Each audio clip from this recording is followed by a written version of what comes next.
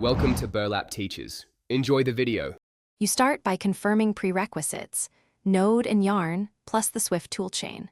Once done, create your project directory and run Yarn init to generate package, JSON.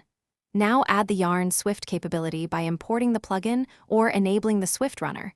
Make sure the plugin version matches your Yarn release.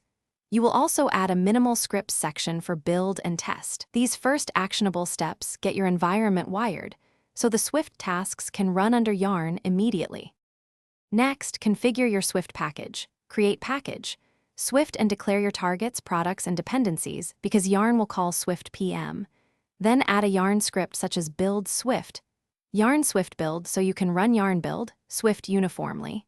Once configured, run Yarn install to populate Yarn's cache and lock file. This ensures reproducible builds. If you have multiple packages, set up a workspace in package, JSON.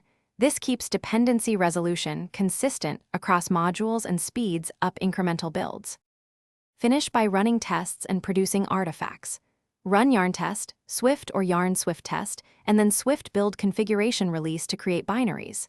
Use Yarn scripts to bundle, version, and publish. This keeps NPM-style automation while using Swift tooling. If something fails, don't panic. Check Swift package dump package for manifest errors, compare Swift and Yarn plugin versions, and inspect Yarn logs for path or permission issues. One key troubleshooting tip. A version mismatch between Swift toolchain and plugin is the most common culprit. Thanks for watching. Consider subscribing if this video helped you.